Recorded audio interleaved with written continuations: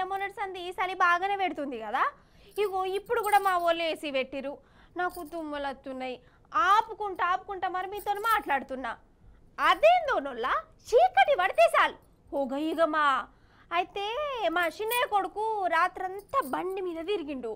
అద్దురా బండి మీద గిర్రగిర తిరగకు, అసలే పానం ఎటమటం అవుతుంది. అంత రావైతే ఆటో మాట్లాడుకొని పో అంటే ఇన్నడా? ఊహో ఊరంతా తిరిగిండు. ఇక ఇంటికి వచ్చి కయ్య దగ్గుడు, తుప్ప తుమ్ముడు. ఇక ఇప్పుడు చెద్దరు కప్పుకొని లేచుడే లేదు. నా మాట వినకుంటే గట్లనే అవుతుంది మరి. అయినా చెప్తే ఇన్నోళ్ళను చెడంగా చూస్తాం. మంచిగా అయింది. సరే మా ఇంటి రామాయణం పక్కకు పెట్టురు కానీ మనకాడ చలి ఏ తీర్లా గావరు చేస్తుందో చూడురు మరి. ఇక చలి స్టార్ట్ అయింది కదా. స్టార్ట్ అవుడు కాదు, పెరిగింది. చీకటి పడితే చాలు వణుకు కూడా స్టార్ట్ అవుతుందిలా. ఇక పొద్దుగాలనైతే అసలే లేవబుద్ధి అయితే లేదు.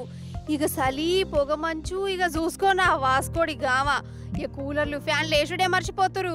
మూలగొడ్డ గరం కోట్లు దులుపుకుంటూ బయటికి తీస్తురు. ఇక పొద్దుగాల పనులకు వాకింగ్లకు పోయేటోళ్ళు అయితే ముత్తంతా ఉడుకుడుకు చాయబొట్టు కడుపులో వేసుకుంది బయటకి ఎత్తలేరు. ఆదిలాబాద్ జిల్లాలనైతే నెరి అధ్వానం. ఆడ మస్తు సలాట. అదేందో ఆదిలాబాద్ అంటేనే చలికాలంలో ఎక్కువ చలి పెడుతుంది. వానాకాలంలో వాహనాలు కూడా ఎక్కువ దంచుతాయి. ఎండాకాలంలో ఘోరంగా ఎండ కొడుతుంది. ఆడ గట్లనే ఉంటది. అయితే చీకటి పడే యాళ్లకు గట్లుంటుందా? పగలు ఇంకో తీర్లుంటుంది. ఎండలు దంచుతున్నాయి. అంటే పగలు ఎండాకాలం, చీకటి పడితే చలికాలము.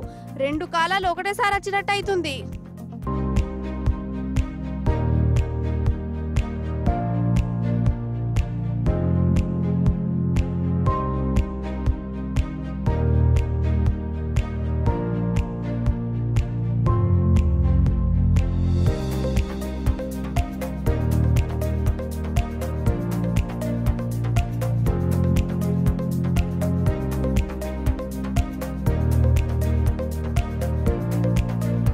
ఇట్లా కాలం అంతా కన్ఫ్యూజ్ చేస్తుంటే జనాల గొంతులు మారుతున్నాయి.